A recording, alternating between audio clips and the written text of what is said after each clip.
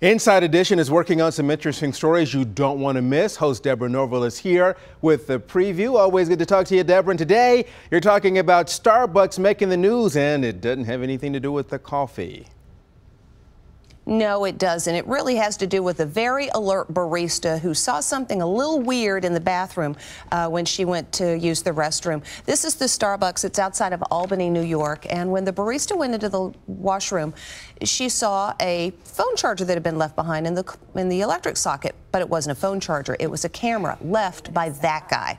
And this is the plug. And there she's showing how it was plugged in. And if you see, it was directly aimed at the toilet. It looks like a phone charger, except there's this tiny little pinhole camera. Wow. And the minute that thing gets plugged in, it starts recording. So they called the cops. The cops came. There was a big local news story about it.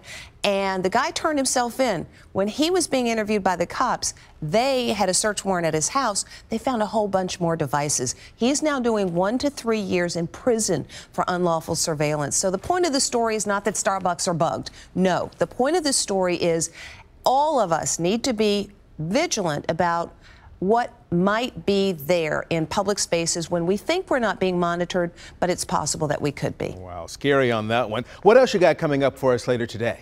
Okay, here's a word you haven't heard in a while, Octomom. It's been 10 years since Nadia Suleiman gave birth to those 8 babies. So Inside Edition decided we'd catch back up with Miss Suleiman. She now goes by Natalie, and here she is at a trampoline place with her 8 little ones.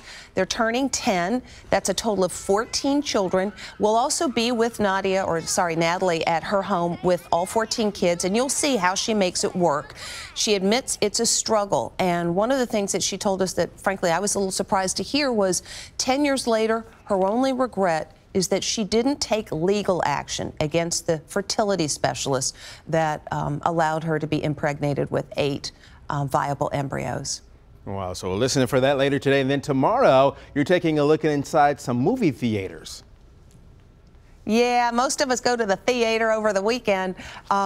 And you'll just, look, it's cold, so you're going to wear closed-toe shoes anyway. But think about this in the summer. Don't wear your flip-flops, because not only did we find what you would expect to find on the floors of the movie theater. People drop their popcorn, they spill their soda. And while they're supposed to clean in between the showings and definitely overnight, they don't always do a great job. But if you think about it, that popcorn on the floor is a feast for little furry rodent things. So we went back behind the screen and found the mouse traps and found the trapped mouse. So we'll be talking with the theater guys about what they do to address the rodent problem, and it's just a little something for you to think about as you nibble your popcorn. All right, always great talking to you. Thank you for being with us today. Thanks. You can catch Inside Edition weekdays at 4:30 right here on News Channel 5.